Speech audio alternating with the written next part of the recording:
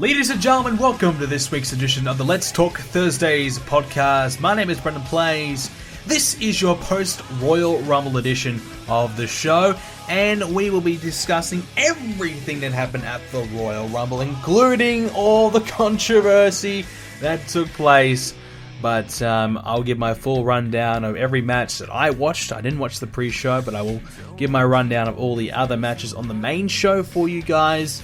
And some of the issues that I had with the Royal Rumble. We'll talk about that in today's show. As well as that, there's a few things that has recently happened in the last few days. Obviously, Seth Rollins has an injury. We still aren't 100% sure how severe it is. I'm hearing it's 2 months. I'm hearing 6 months. I don't know for sure. But all I know is that this situation really, really sucks. So we'll talk about that in today's show as well. And of course, the Samoa Joe debut. What does this mean for Joe now that Rollins is injured?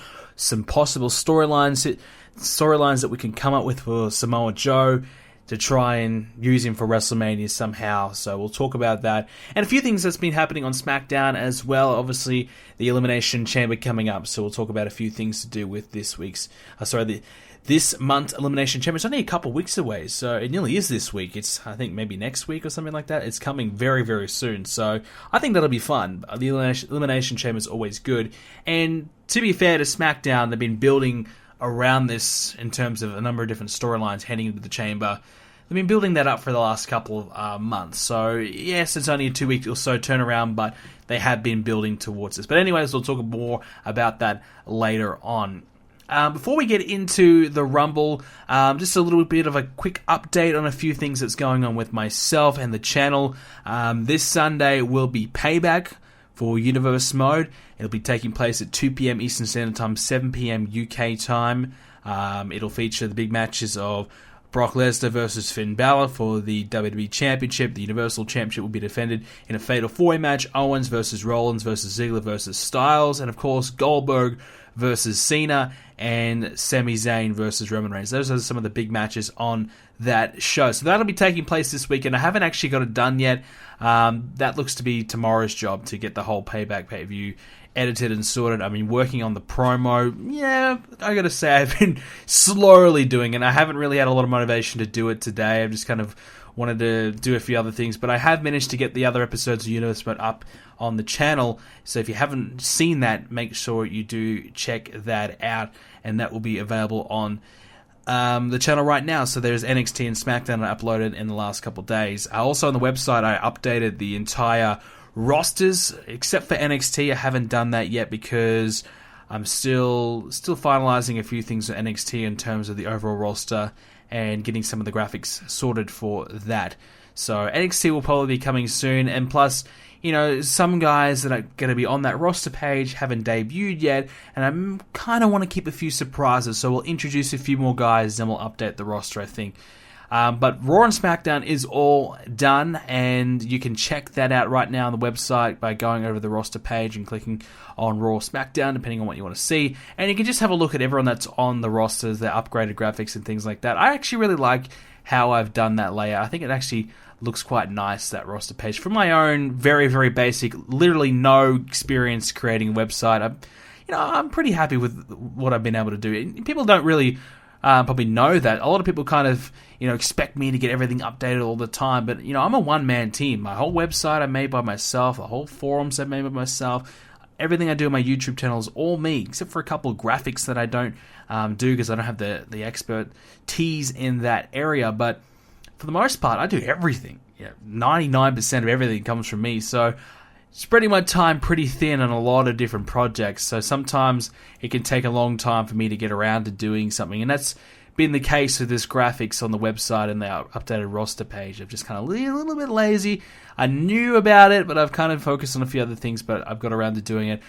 Speaking of the website as well, there is the updated salary cap situation there on the website. I posted a couple of articles on there this week discussing the entire brand new salary cap that's been introduced to Universe Mode. I won't go into it in detail in this podcast because I will be releasing a video possibly tomorrow talking about the entire salary cap, explaining what it's all about, because some people are confused, and realistically, I understand some confusion, but it's very, very simple. Basically, Raw and SmackDown, they get allocated pretend money, universe mode money, if we want to call it, and they use that money to sign up their rosters. Very similar to an NBA team, a rugby league team, an NFL team, baseball, whatever. Any league that has a salary cap system is very similar to that, but except it's SmackDown and Raw. And some people, I got some criticism this week, like, oh, WWE isn't NFL, why are you having salary caps? But I figure, you know what, look, it's something different, something fun. I think it's going to be exciting. And to me, if I'm excited about it, then obviously I'm going to try and make you guys excited about it. And, keeping it fresh is important. I've been doing Universe Mode for 4 seasons now. So it's difficult to kind of keep, fresh ideas, fresh storylines. But when we can come up with a few little concepts like this, for example, it allows me to get more into it and allows me to be a little bit more creative and come up with a few different scenarios that can happen around this. And for example, at Payback, Shawn Michaels, his contract for SmackDown expires at Payback, and if he loses that match, then his contract will expire and he won't be re-signed. But if he wins, SmackDown GM Edge will give him another contract. So that's some of the stipulations that we can use for the new contract. So I'll talk more about that in that video that I will put up. I've already done that video, and I'm just looking to maybe edit it and maybe have it out tomorrow. If not, perhaps I'll put it up after Payback or before Payback. We'll see. But it'll definitely be coming out in the few coming days. So that's that, and I think that's going to be really, really cool. So I'm looking forward to getting into more of that. And there's a few graphics on those posts that I put up on the website, so you can see what the contracts are at the moment for Raw and SmackDown, and you can see who's getting paid what and what the situation is. And I go into a little bit more detail and explain a few things on the website in those articles I put up. So there's 3 of them. So give it a read. It's only, it should only take you about a minute or two to read. They're not that long. So check it out for me. BrendenPlayz.com is the website, of course. And also, yes, personally, I was letting you guys know over the last few weeks that I had a big important job interview coming up. So that actually took place last week. It's not good news. Not good news. I didn't get the job, unfortunately. One of the dream jobs that I would have liked to have gotten as an internship. It was an internship for the National Rugby League. So this is the NRL. It is basically the biggest rugby league competition in the world. Now, that's not really saying much because rugby league's only played in a few countries, really. But it's basically one of, if not the biggest sport in Australia. And I had a chance to be an intern there. I got an interview. It was a very, very tough interview. It was like 15 of us in a big sit-down group interview. We had to answer some questions, go up and present a speech, come up with ideas on how to improve the competition, how to bring in new people to the sport off the top of our heads. So it was a pretty tough interview. I thought I did pretty good, considering I'm a pretty shy person. In group situations, I go pretty quiet. I struggle a little bit, but I thought I did pretty good. I tried to step up as much as I possibly could. I did my best, but it wasn't to be. I didn't get the job, so that kind of sucks. But hey, there'll always be another opportunity down the line. So not to, I won't be too upset about it. I'm not upset about it really, but it would have been cool. But maybe we'll get another chance at another time. So I just thought I'd let you guys know about that. But pretty much everything else has been pretty quiet from me. Just like I said, I've been working on Payback, and hopefully we can get that up on the weekend. Been watching a lot of wrestling. In fact, I've actually been watching a bit of WCW. Now, you might be wondering, why the hell are you watching that? I spoke about it a few weeks ago on the podcast, how I'm playing Total Extreme Wrestling, and I've just been, oh my God, my life is just revolving around it. I actually went to my girlfriend's place last week, which is why I did the show early. I went there on Wednesday after my job interview, and I got back on Tuesday. So actually, I haven't even been home for a couple of days. So I went that whole time without playing, and then as soon as I got home, I just went straight into it. I've been playing the hell out of it, and I'm doing like a WCW playthrough of like the resurrection of WCW. So I've been going back and watching some of the old WCW pay-per-views and things like that, and getting an idea of some of the guys that were in that company, because there is a few stinkers in that company, let's be honest, a few guys that didn't exactly make it that much further than WCW. So I was not really aware of some of the guys. It's been cool, I guess, to go back and watch some of the classics. But yeah, there's a lot of there's a lot of shit in WCW. So that's been what I've kind of been doing. And obviously, the Royal Rumble and things like that I've been watching. So a lot of wrestling watching this week. And I guess now we'll transition into the Royal Rumble, which is what you guys want to know, what you want to hear about. We do have some questions as well, and I might do something a little different today. I might, just kind of answer a few questions as we go. So, look, Royal Rumble. I mean, I spoke about it. I was so excited. I hyped it up thinking, hey man, this could be the biggest, one of the best Rumbles we've ever seen. Wow. I mean, I don't know. I don't know how they found a way, but they did to screw the Rumble up. I personally enjoyed it. Yes, it was fun. The excitement was there. But, there was no surprises. There was one surprise of Ty Dillinger, which, we all kind of hoped for. Now, I will say this before we get into the Rumble. I had a lot of stream issues. I was on the WWE Network and I was streaming off my PS4 and it was just an awful experience. It crashed. The quality was terrible. And it crashed halfway through the Royal Rumble. I had to quickly get it up on my phone so I didn't miss any of it. And yeah, so it was a disaster. But I switched over to the laptop halfway through the Royal Rumble match, and it went pretty well. But it really didn't go very well on my PS4 at all. I don't know. Maybe it was my girlfriend's internet, so we'll blame her. But I don't know. But that was frustrating. So a few little issues throughout the night. It wasn't the only time my network messed up. It messed up quite a few times. So yeah, that was frustrating, but, we got there in the end. But we'll run through the entire card, and we'll get to the Rumble when we get to the Rumble. So, overall, I thought the show was pretty good. A couple of really good matches on the show. One of them was not Bayley versus Charlotte, the kick off the show. I really didn't have much care at all for this match. Just the build towards this match did not interest me at all. The only thing I liked about this match was the finish.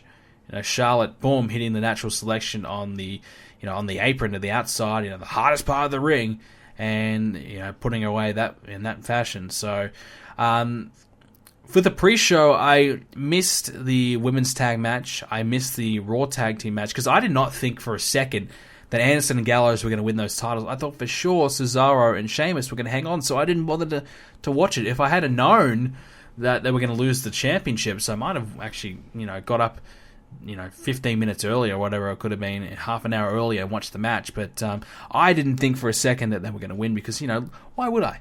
They've been losing to everyone for a year. So They won, and that was a surprise. Now, what will they do with it? Will they finally give these guys a push? Will they be champions at WrestleMania, or will they lose the titles before then? I don't know. Maybe they wanted to be transitional champions to transition Enzo and Cass to the tag team championships, which I think is a very likely possibility that they will.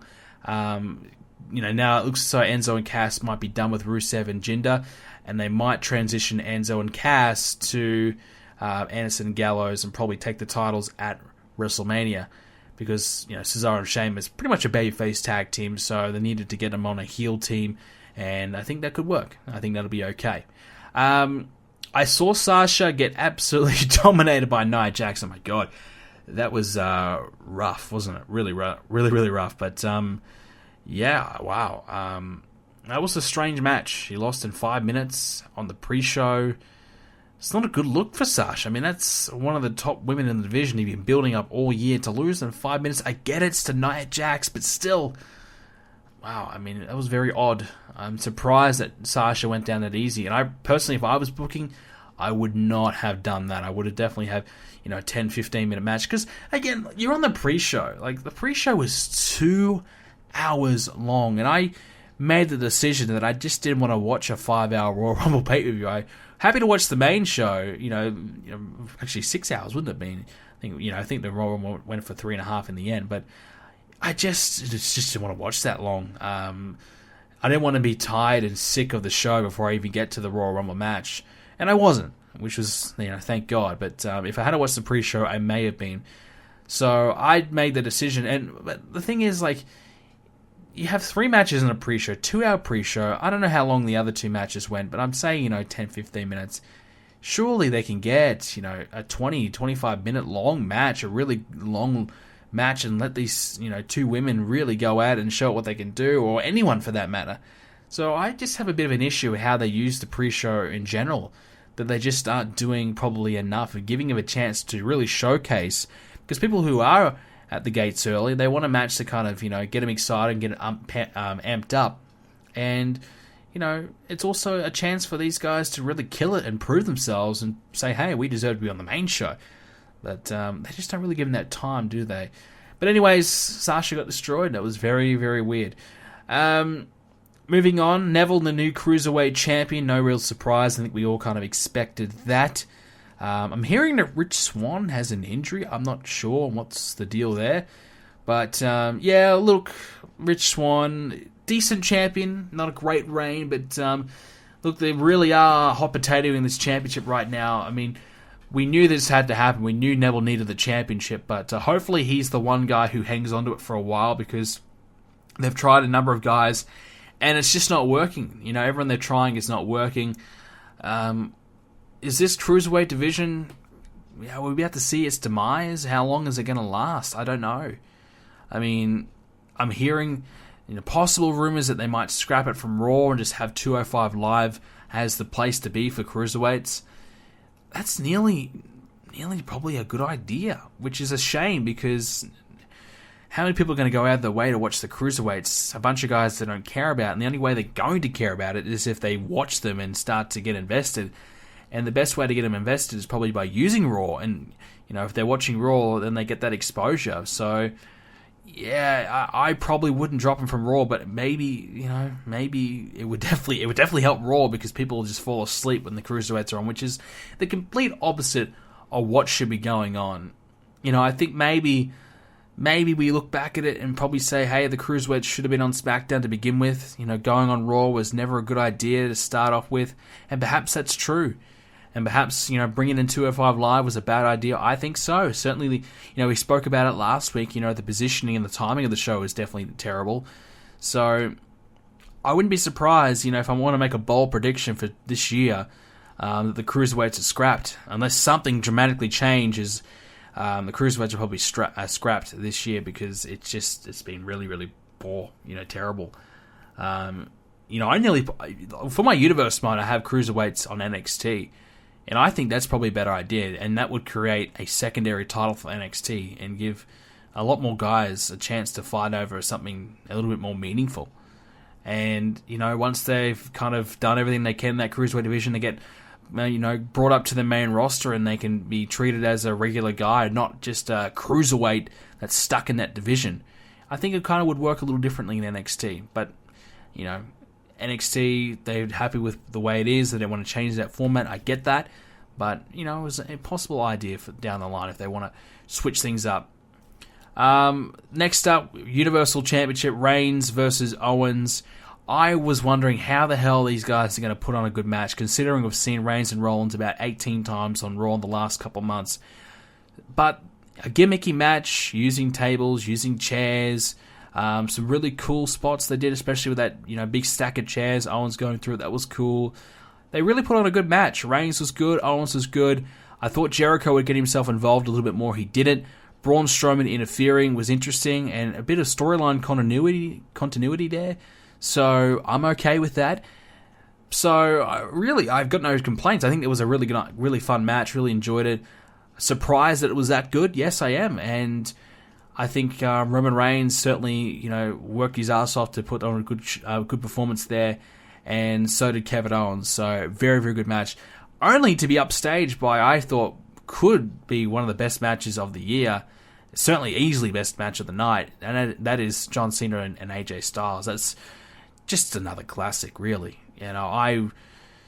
I loved it. Every moment was fantastic. The match was brilliant. I could see those guys wrestle again at WrestleMania. No worries. Unfortunately, we probably won't see it, but I would be more than happy to watch that match again. I think they did an interesting job with this feud. They had a couple matches, mid last year, and then they left it alone, left the door open for it for 6 months, and they bring it back, and people still were just as invested as they were 6 months ago, and then they were more happy to see that third encounter, that another one between the two, and it certainly delivered. It certainly paid off. It was a terrific match. I thoroughly enjoyed it, and look, Cena is a 16-time champion. We all knew that it was going to be coming. And look, it's, I've got a question here from Cameron Fox. He asked me, how do you feel about John Cena winning his 16th world title? And look, I'm happy about it. I don't mind. Because that match was so good. At the end of it, when Cena won, I was okay with it. That's how good that match was. Originally I was like, man, I really want AJ to hang on to it to WrestleMania, but that match was so good that at the end of it, I'm like, you know what? Cena earned that win. I got caught up in the moment, like, you know what, Cena, he deserved that win. He gave it his all. Styles, was unbelievable. Cena found a way to win. He earned that title. So, AJ still looks good. I read some stupid shit online. Oh, Cena buried AJ. Come on. Anyone who, listen, you may disagree with me, but I'm not a massive Cena fan. I'm becoming more of a fan of Cena in the last couple of years than I have ever been. Except when I was, 10, 11, I was a Cena fan, a pretty big Cena fan. But since I've come back to wrestling, I've kind of really been sick of John Cena. And that's been about 5 years now. Jeez, I've been actually watching wrestling again for 5 years. That's unbelievable. But, so the last probably year or so, when Cena's been going down in that US title, having great matches with a number of different guys, losing more often, not as a Super Cena as he once was, just really trying to put on good matches and give it his all, I've become much more of a fan. I've got a lot more respect for John Cena. If he comes in and out a little bit more, that's okay with me too. He's freshened up. Would I like to see him turn heel? Absolutely, of course. Would I like to see a big character change? Absolutely. But I don't think that's ever going to come. If it will, it probably won't be for a while until Cena's probably, been replaced and on his way out, and he needs a way to kind of keep himself at the top of the spotlight. He might, make the big turn then. He might decide, you know what, I need to turn now, otherwise I'm gone. Quite similar to Hogan back in the day. When Hogan was on his way out, people couldn't give a damn about him. He finally did the big turn, and it worked brilliantly. And he was kind of, not at the tail end of his career, but, exiting his prime. Other people were coming through. He made that big turn, and it worked well. It could need something like that for Cena, where there's, 2 or 3 guys at the top doing just good. Cena has kind of been replaced a little bit, and finally, for him to stay at the top, it makes that big turn. I'm going to liken it to Hogan. I think when Cena does turn heel, it's going to be as big as that, and that's, something to look forward to. But anyways, I have a newfound respect for Cena. I've been enjoying his work a lot more, so him winning the championship, honestly, I'm okay with it. I just don't know what's going to happen for WrestleMania. This one, we have a question here from Robert Huxtable. He says, do you think it will be Cena versus Orton at WrestleMania, or do you think Cena will lose the title at Elimination Chamber, as some rumors suggest? I would like to think that it's not going to be Cena and Orton, because I think that's a match really, I would say 95% of wrestling fans do not want to see, because how many times have we seen these two guys fight it out? So, we don't need to see that. And yeah, it's a historic rivalry to the best, but we don't need to see that. It would be a waste of both guys. So, with Randy Orton winning the Royal Rumble, and I guess we'll get into the Royal Rumble right now as well. Randy Orton winning the Royal Rumble, to me, I always thought it was going to be Bray Wyatt and Randy Orton at WrestleMania without the championship. I did not think it needed a championship. So when I was thinking about the Royal Rumble and possible winners, Randy Orton did not even cross my mind for one moment. And I read a lot of these, reports, and I was looking online at, betting odds for the Rumble, and every single website I went on was saying Randy Orton is the favorite to win the Rumble. And I just said, I could not believe it. Randy Orton's been in the tag division for a number of months. He's got no momentum at all as a singles competitor. A couple wins over, Luke Harper? What has he done as a singles? So why does he need to win the Royal Rumble? And for the Royal Rumble, to me, I believe the Rumble should be used to establish a new star.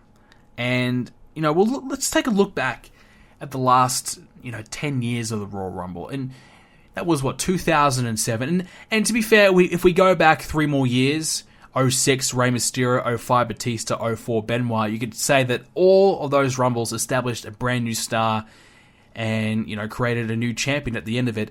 And, so you could say that. Maybe Benoit was already kind of there, but he never had that big win. Then he finally got that big one to solidify himself. Batista was brand new, and so that was a huge win for him. And Rey Mysterio went from being, that cruiserweight guy, a tag team guy, to finally, being treated as a legitimate, main eventer. So if you go back 13 years, for sure, yeah. And you could even go back another one as well when Brock Lesnar won the Royal Rumble as well. So, look, the Royal Rumble in the last 10 years, we go back to 2007, The Undertaker. Undertaker already been, at the top for 15 years. So did he really need that win? Did we create a new star that night? No. 2008, John Cena coming back from a big injury. Only been on top for about 3 or 4 years at that time. So you could probably say, okay, fair enough that he won that. Gets him back in the main event. Sure, that's probably a good win right there. 2009, Randy Orton. Similar situation, didn't come back from injury as far as I know. I'm not really familiar with 2009. That's a memory that I've tried to, delete from my my mind. Anything to do with wrestling in 2009, except for, to be honest, TNA. I enjoyed TNA in 2009 for a little bit, but I didn't really watch wrestling at all in 2009. So yeah, that set up the big angle between Orton and Triple H. But did he need that Rumble victory to do that? I don't really think so. They could have done it any other way. 2010 Edge with that big Rumble return, another injury return, and gets the big win. Now, did Edge need it? He'd already been the top of SmackDown for the last number of years. He'd been on top of Raw as well. Did he need to win the Royal Rumble? Absolutely not. Could they use that to develop a new star? Yeah, sure. And what happened? Edge got injured a year later, so there you go. 2011, then, this is one of the examples of them doing the right thing, in my opinion. Alberto Del Rio. He won the Royal Rumble, and basically, that catapulted him to a number of world title reigns in the future. He had a pretty good year. 2011, he had a good year. So, yes, that definitely established him as a top guy. Sheamus, 2012, very, very similar. So, yes, Sheamus had won the world title a couple of times, but I still didn't think Sheamus was the guy. He wasn't a main event guy. I think him winning the Rumble, and of course that went to the, 18 seconds or something? What was that match? How long was that? Was that how long it was? I don't know. That really short match with Daniel Bryan at WrestleMania, that disaster that was. Did well for Bryan, did nothing for Sheamus, but yeah, I think maybe just established Sheamus as a main event guy for the coming years, and he was a main eventer for the most of 2012. Who can forget 2012? Sheamus versus Randy Orton, Sheamus versus Big Show times 10. That year, that was not a lot of fun. That was not amazing, but yeah, he did have a lot of world title defenses that year, and was involved in a lot of world title matches that year. So I'll give him that one as well. 2013, this is one of their worst decisions. Cena, how predictable was that Rumble? Cena winning, went on to take on The Rock. Did Cena really need to win the Rumble to, take The Rock on? Absolutely not. Cena could have just said, hey, I'm John Cena, give me a match against The Rock, maybe beat someone at the pay-per-view to earn that right to do it, maybe beat CM Punk to get that opportunity, and then he takes on The Rock. Simple as that. But whatever, he needed to win the Rumble apparently. And 2014, Batista coming back from a 4-year absence. Look, you can say, okay, Batista had already been established, but I give him a pass in this one. And, ignore all the Daniel Bryan stuff. Was it the rightful winner? Who cares? I personally was happy that Batista won that night. But it's a big win for a guy who's come back for the first time in 4 years, so I give him a pass on that one. I can see why they gave him the Royal Rumble win.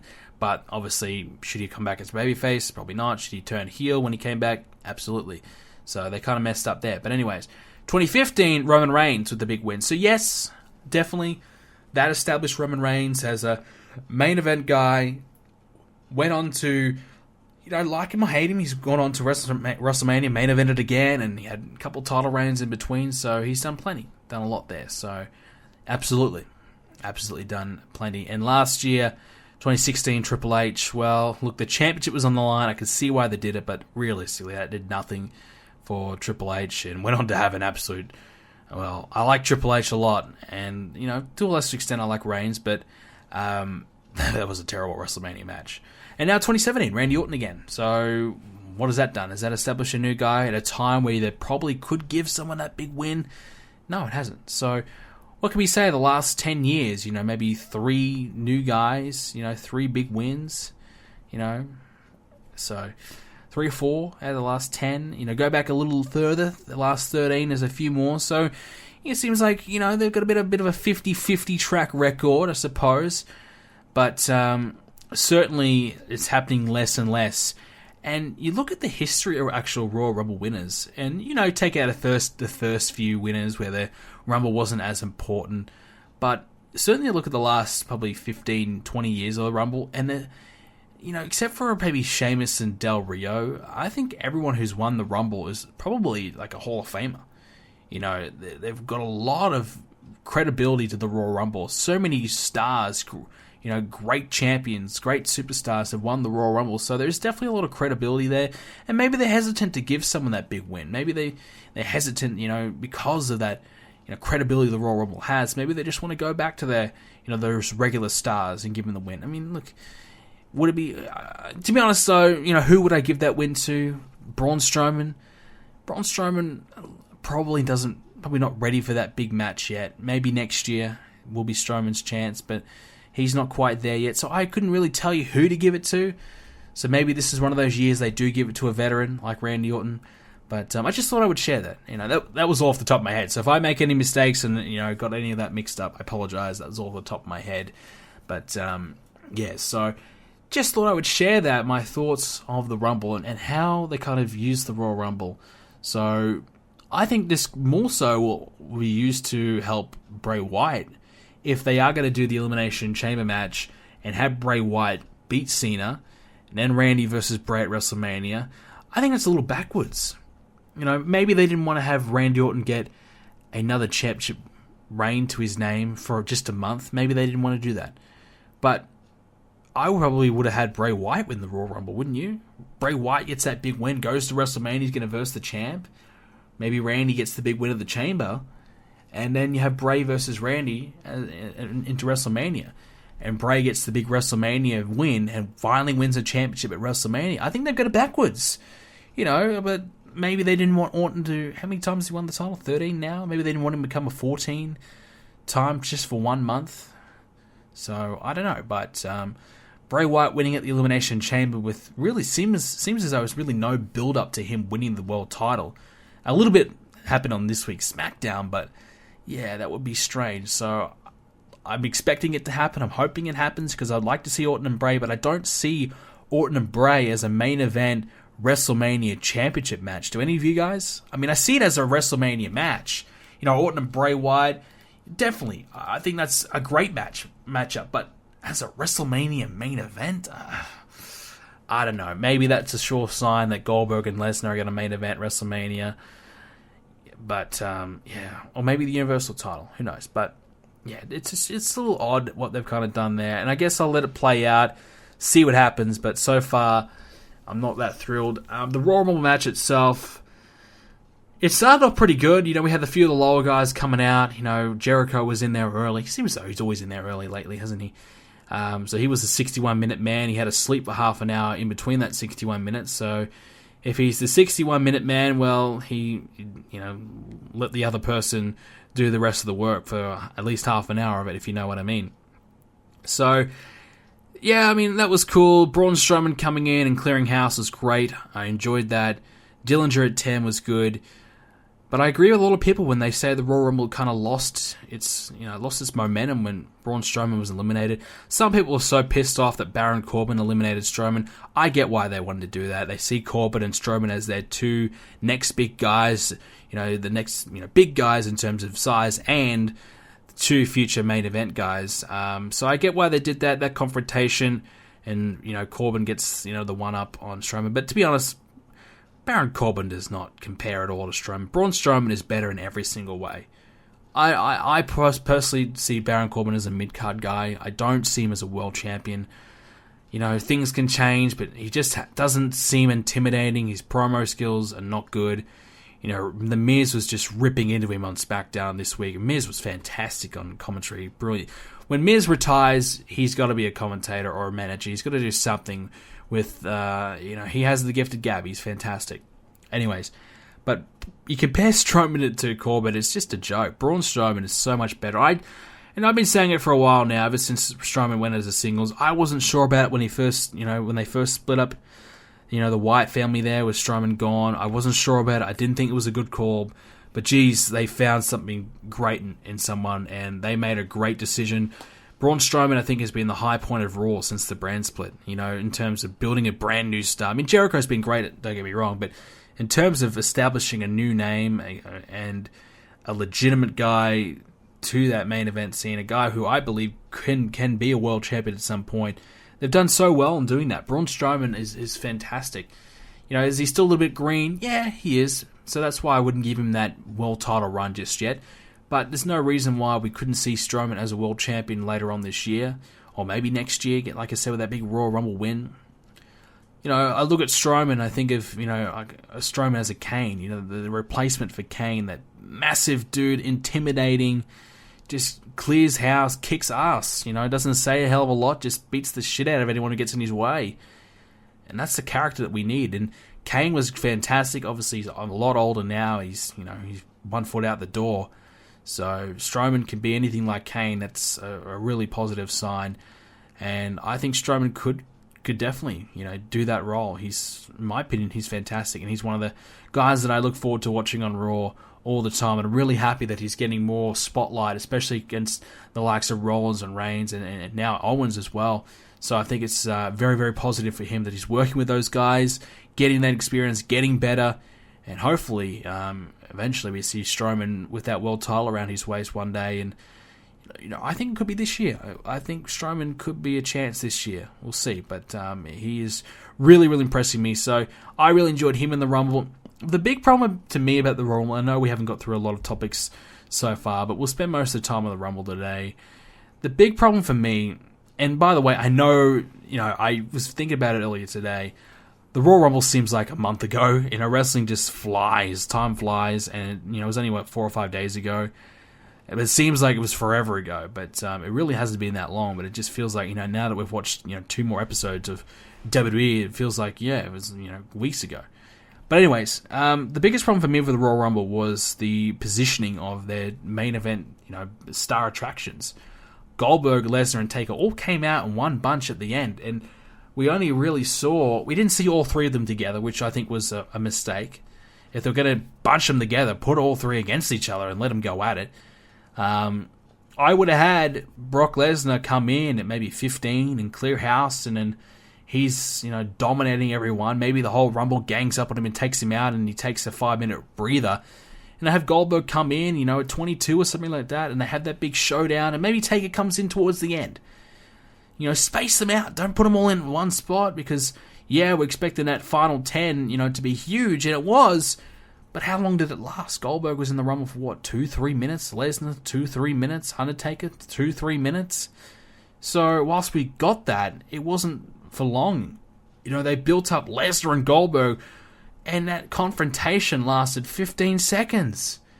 So the whole time they're building up to that moment. I get it, they want to save that for WrestleMania, but geez, Goldberg bitched him out in 15 seconds. So just asinine positioning, asinine timing, and just the booking was just, I don't know. It was just weird. It was just poor. I mean, you got 3 star attractions in the Rumble, 3 people that the fans want to see for the most.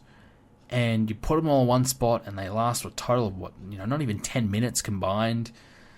That's depressing. It's sad. It sucks. And then number 30 came out, Roman Reigns. And if this is the reason why they had Reigns come out at 30, it's genius. But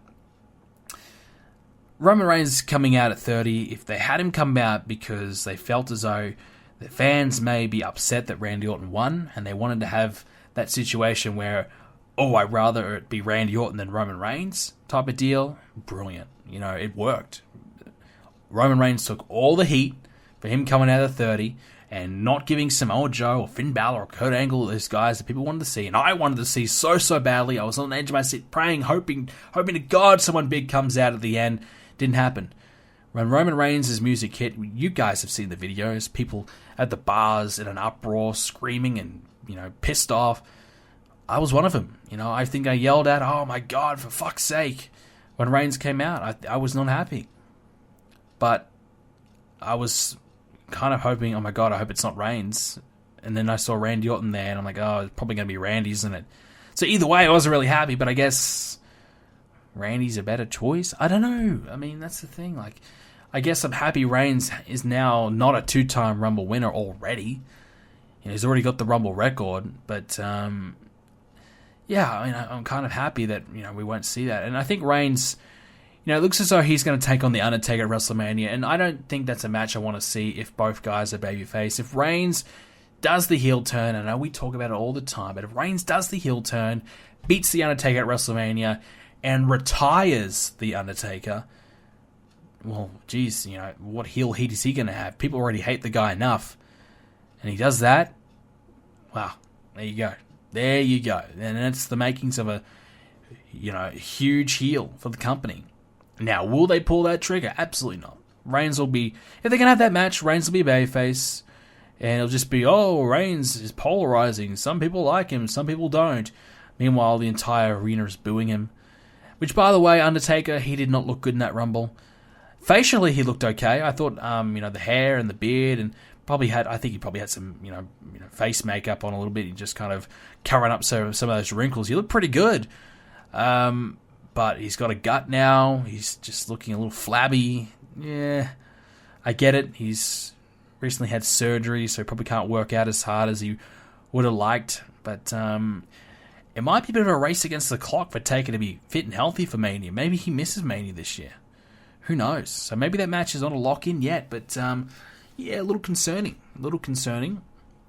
But, yeah, look, overall, Randy Orton winning, I'm not thrilled about it, but it is what it is. We'll see how it goes. I still think Bray and Randy is not a main event level match, but, definitely a good WrestleMania match, but not a top level match. But, could it be Cena and Orton? Maybe, but I really doubt it. So maybe we'll see a Fatal 4-Way or Triple Threat. I wouldn't mind seeing that. We don't see that enough, I think. Fatal 4-Ways at Mania or something like that. We don't see that enough. I like Fatal 4-Ways. I like Triple Threats. You guys probably know that from my universe, man. I do them all the time. But I feel like WWE shies away from doing those type of matches too often. Certainly at main event WrestleMania. I think they feel like, it's got to be singles. But I think the odd Fatal 4-Way is pretty cool. So, if they feel as though Bray and Orton's not big enough, maybe throw AJ Styles in there or John Cena in there. Why not? Alright, so we've talked about the Rumble enough. You guys have probably already heard so much about the Rumble and couldn't care less anymore. But I just had to get it, it's a post-Rumble show. We have to talk about it, whether you've heard enough about it or not. Alright, Raw. Seth Rollins. Is he injured? Yes. How long? I don't know. 2 months, 6 months, 8 months. He's torn, I think, the MCL or something like that in his knee. So I'm not a doctor, but it's not sounding great. Whenever you tear something, it's never good. So his position at WrestleMania is most likely gone. They debuted Samoa Joe this week on Raw, and he took out Seth Rollins for Triple H, which, by the way, fantastic. I absolutely love that angle. I would have liked to see Joe on SmackDown because I think SmackDown needs another star on that show. I think Joe could have the time there to shine. But Joe and Triple H together is a great fit. Samoa Joe is the ass kicker for Triple H. Triple H needs to do more of that. Bring in guys from NXT. I think Triple H needs an NXT stable. He's at the helm of it, and he brings up all these new guys from NXT and has a huge stable, and they just beat the shit out of everyone. And just, it's the next generation. Yeah, a bit like the Nexus, but, a good version of the Nexus with people with actual talent. So that could definitely work. But, Samoa Joe and Triple H, I like the pairing, but now it looks as though that's all done. So where do we go from here? What happens now with Samoa Joe? What happens now with Triple H? Some people are saying maybe it's Triple H and Samoa Joe. I don't see it, and I think that would be a terrible booking decision. And within 2 months, Samoa Joe and Triple H now hate each other after being, friends and pairing up and working together. That would make literally no sense whatsoever. So if that happens, then and they somehow make that work, I mean, kudos to them, but that sounds asinine. Triple H, who does he verse at WrestleMania? One idea is, if Undertaker and Reigns does not happen, it's, for Samoa Joe, not Triple H, is Roman Reigns and Samoa Joe. Now, that would give Samoa Joe a big WrestleMania match, give Reigns something to do as well. And why does this happen? Well, Reigns and Rollins have been teaming up lately together, and they've been friends, once again. So Reigns gets a bit of revenge on his injured partner, on Samoa Joe. Samoan versus Samoan, could work. Would that be a bad match? I don't think so. I think that'd be pretty good. Where does this leave Triple H, though? Maybe this is a year Triple H versus nobody, because I don't see anyone else that Triple H could possibly face. I think the only real guy that Triple H could head into a feud with was Seth Rollins.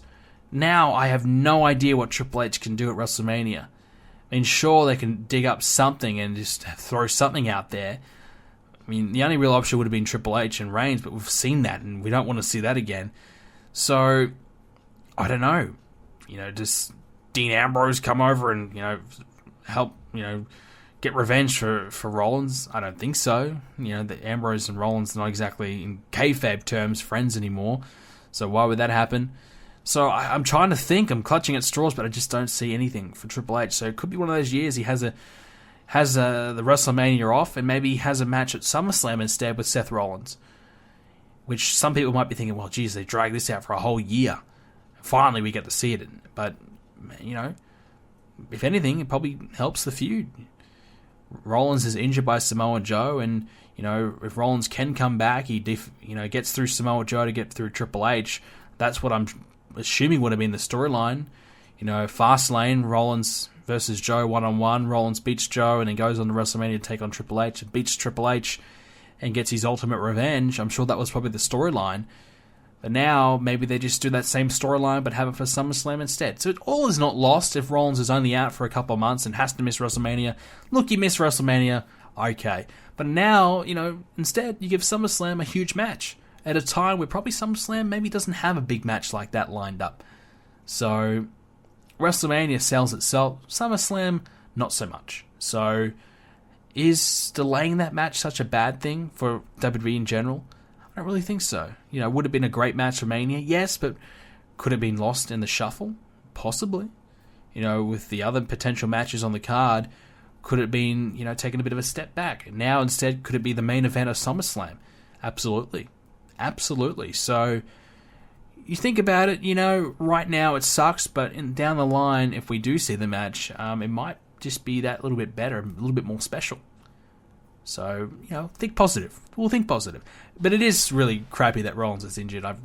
It's terrible. I thought it was actually a kayfabe injury when I first saw the pictures and the video of him walking out on crutches. I thought, oh, yeah, they're just going to sell the fact he got his ass whipped. But I was wrong.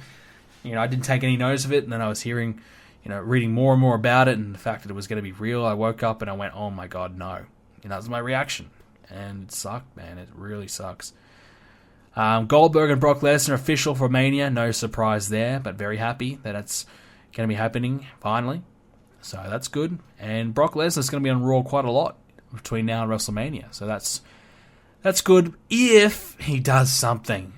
Standing there and jumping up and down while Heyman talks. Come on, let's do more than that. Can we please have Brock Lesnar have a freaking match on Raw already? Think about this. Brock Lesnar has been back for nearly 5 years. 5 years! 5 freaking years! When Brock Lesnar came back, I was in the 12th grade at school. Just in my final year of school. 5 fucking years. And he hasn't had a match on Raw yet. Why? Can we give him one? 5-minute match, beat the shit out of Jinder Mahal or someone. I don't care. Can we just have Lesnar in the ring have a freaking match? For the love of God. I don't understand why they have Lesnar waste all his appearances on live events and have these matches on live events. but not give him matches on Raw. I get it. Lesnar's an attraction. Lesnar's the star. Only competes on pay-per-view. But geez, wouldn't the rating for Raw spike? Maybe Lesnar has one match on Raw a year. Jesus, would that hurt? Is that going to hurt Lesnar's drawing power? If anything, they'd pop a big rating that week on Raw. So, I don't know, man. It just blows my mind that he hasn't had a match on Raw yet. So, if he's going to be on Raw nearly every week between now and WrestleMania, that's what, 7, 8 weeks? Him bouncing up and down is not going to cut it for me. He's going to have to start doing something where he beats the shit out of someone, or please just have a goddamn match. Maybe you do it at Fastlane instead. Lesnar just gets a bit of a tune-up match before Fastlane. Is that going to hurt? No. We're hearing Goldberg's going to work Fastlane, so maybe both guys have a match at Fastlane. Maybe they have a tag match. Maybe they just do a contract signing. Maybe they just beat the shit out of each other in a brawl. Who knows? They're going to try and drag it out for as long as they can, anyways. That's pretty much all I have to really say about Raw. Not a lot else really noteworthy happened out of the show. But yeah, look, I enjoyed Raw this week. Actually, I thought it was a pretty solid show. Let's take a look at just a few of these questions that I've got.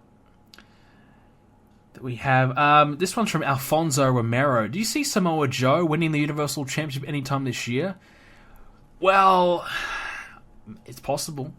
If they really do the whole Triple H and Samoa Joe situation. One possible match that I'm now thinking of is they could turn Owens babyface and do Triple H and Kevin Owens as a way of, hey, Triple H, you screwed me. I was meant to be your boy. Now you're picking Samoa Joe over me. Yeah, they could do that, but I don't see that happening. That's why I didn't mention it earlier. But, there is possible that Samoa Joe could have a feud with Owens with the title if he still is champion. Very, very possible. But I think, to be honest, for Samoa Joe, I think if he's on Raw, Finn Balor is probably going to get that spot next, or first. That first chance to win the title. So I think they could be even letting Owens hang on to the title to save that feud. Balor's back to get the championship. Maybe Balor returns the night after WrestleMania. It comes back to get the championship that he never lost against the guy who took it from him. So I could see that storyline playing out. I think that'd be cool.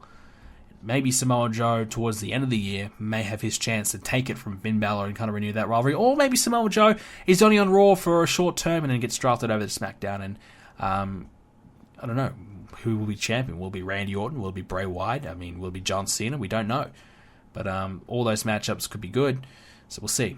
But definitely, I think he's a chance, but I would probably say unlikely. I would say about a 35% chance, is in my opinion. Moving on to SmackDown. I did miss last week's SmackDown, so I'm not 100% sure what went down. But this week, Luke Harper showing signs that maybe he's a babyface teaming up with Cena. I don't think that's going to last long. I think eventually it's going to be Bray Wyatt turning on Randy Orton. When Bray Wyatt wins the title and these two, Orton and Bray, they start setting up for a main event match, Luke Harper will come back to Bray Wyatt, in my opinion. This week on SmackDown, we really showed that there's literally no competition at all for the American Alpha. The SmackDown tag division is exposed. There's literally no teams at all. No one at all to even compare to the American Alpha. It's embarrassing. The only one that can get close is the Usos, and I like the Usos. I like their heel turn. I like their new gimmicks. I like how they carry themselves. I like their look. I like everything about the Usos now. It's a freshener up of the character. Fantastic. And would I like to see them having run with the belts? Yeah, probably. So I would probably just, do Usos and American Alpha until probably at WrestleMania. Just do it at WrestleMania. Build on that. Don't worry about the other retards because they suck. Breezango. Come on.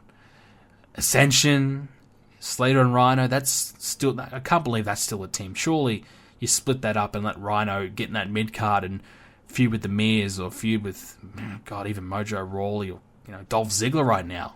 Ziggler and Rhino could be okay. Surely you let Rhino get in that mid-card.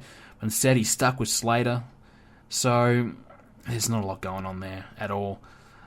Is the Vaudevillains in that? Probably. And they're going nowhere either. So, look, they've got to start pushing someone. And I think Hype Bros was their plan. That didn't work out. So, they've got to either bring in the Revival, which I think we're all praying that they do soon because that division is looking rough. So maybe they're bringing the Revival to versus the American Alpha at Mania. Apollo Crews getting a bit more airtime. He's, looks as though he's a little mini feud with Ziggler there with Kalisto. Happy for Apollo Crews. I'm still a fan of the guy. I know a lot of people shit all over him, but I'm still a fan of the guy. I still think he's got a great look. He's great in the ring. I still think there's plenty there for him, and I hope that he gets another chance to show that off, and hope they haven't given up on him yet. SmackDown Elimination Chamber looks to be set, and I'm liking it. I'm trying to think off the top of my head. I think it's Corbin, Miz, Ambrose, Wyatt, Cena, Styles. And if that's what it is, that's pretty good. Look, Corbin, I think he's earned that spot. I think there's really no one else you can put in there instead of him. Ziggler, he missed out, so maybe that's more of the storyline that he's missed out there. Maybe he even attacks someone to set up a WrestleMania feud to get in that chamber. I could see that. But he's missed out, so that kind of sucks for him. Yeah, look, I think that's a pretty strong chamber. I'm pretty happy with that. And finally, just addressing the possibility of Shane McMahon and AJ Styles. It's looking more and more likely that's starting to happen. I really do not want to see that match at all. I mean, that's such a waste of AJ Styles. For the love of God, please, can we not have that match? I mean, jeez, please.